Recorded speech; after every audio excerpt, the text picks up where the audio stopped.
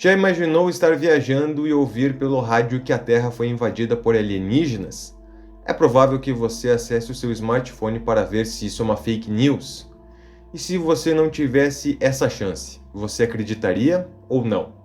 Oi, tudo bem? Eu sou Fernando Agete e hoje a gente vai fazer o vlog especial de Halloween contando um fato incrível que aconteceu em 1938 nos Estados Unidos. Então já deixa o seu like aí, compartilhe esse vídeo com outras pessoas, também se inscreva, ative o sininho e é claro que vocês vão hoje gostar um pouco porque vai ser um tema bastante diferente e que eu prometi aqui várias vezes em contar. Hoje chegou o dia. Era 8 horas da noite do dia 30 de outubro de 1938, quando um fato sem precedentes começou a ser narrado na rádio CBS. Marcianos estavam invadindo a Terra. Para quem já ouvia a rádio diariamente, aquele fazia parte de um programa chamado The Mercury Theatre on Air, uma espécie de radionovela que contava a cada dia uma nova história, trazendo no ar vários atores e atrizes para executar suas performances.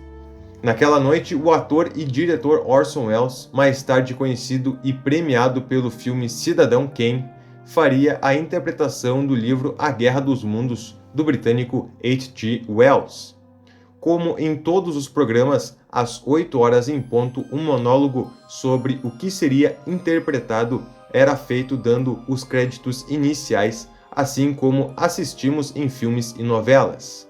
Na sequência, o episódio de terror sem precedentes começou e se tornaria uma das maiores fake news de todos os tempos. Como acontece no livro, Orson Welles começa a sua narrativa como se fosse um dia qualquer, com um pouco de música e também com um boletim da temperatura. De repente, toda a programação é interrompida para dar aquela informação bombástica. Imitando o livro, o relato de Wells diz que foram vistas por astrônomos explosões em Marte e que a rádio tinha sido informada que um objeto estranho teria caído em Groves Mill, em Nova Jersey. Outro ator faz o papel de um repórter enviado ao local para saber mais sobre o assunto, quando um monstro começa a sair da cápsula que aparentemente era o objeto vindo do espaço. Correndo e tentando se salvar, o repórter-ator interrompe a transmissão no meio de uma descrição e Wells se desespera na cabine de rádio. A sequência continua com outros relatos falsos feitos por atores em outros pontos dos Estados Unidos, falando sobre os tais marcianos que incineravam qualquer coisa que vissem. Antes do seu primeiro intervalo, um repórter que aparentemente está no alto de um prédio na ilha de Manhattan descreve a máquina de guerra alienígena, um trípode com tentáculos. Foi preciso apenas 30 minutos para que muitas pessoas entrassem em pânico. Algumas delas não pegaram a introdução onde Orson Welles disse o que faria e pegaram aquela programação normal, sendo atingidas em cheio pela notícia bombástica. Antes que o primeiro bloco pudesse ser encerrado, o produtor recebeu um telefonema do chefe-geral da CBS e também teve que conter uma grande quantidade de policiais na antecâmara do estúdio.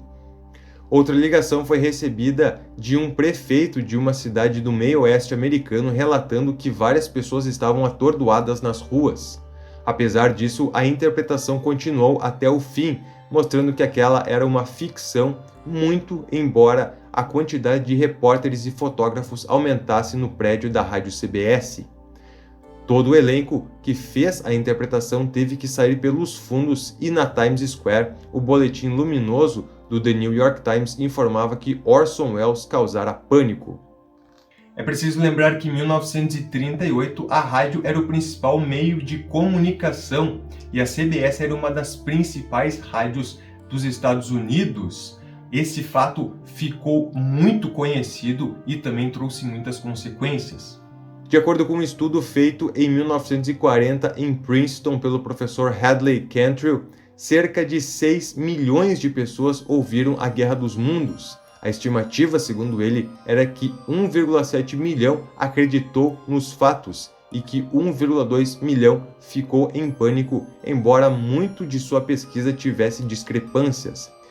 Mesmo assim, alguns jornais se posicionaram escrevendo que seria muito pior se as pessoas estivessem ouvindo rádio no momento ou até mesmo a emissora CBS. O Chicago Tribune alegou o contrário, opinando que seria mais diplomático dizer que alguns membros da audiência do rádio são um pouco retardados mentais e que muitos programas não estão preparados para o seu consumo, ao notar a obviedade que aquela era uma interpretação. Mas a maior consequência é que Orson Welles ficou muito conhecido a partir daquele evento. Apenas com 23 anos ele era conhecido em toda a parte dos Estados Unidos. Em 1940, ele e o autor de A Guerra dos Mundos, ambos com os sobrenomes muito parecidos, se encontraram em San Antonio, no Texas. Além disso, sua interpretação chamou a atenção de Hollywood, que 3 anos depois aceitou o seu roteiro de Cidadão Kane, seu maior filme e que lhe rendeu o Oscar de melhor roteiro original.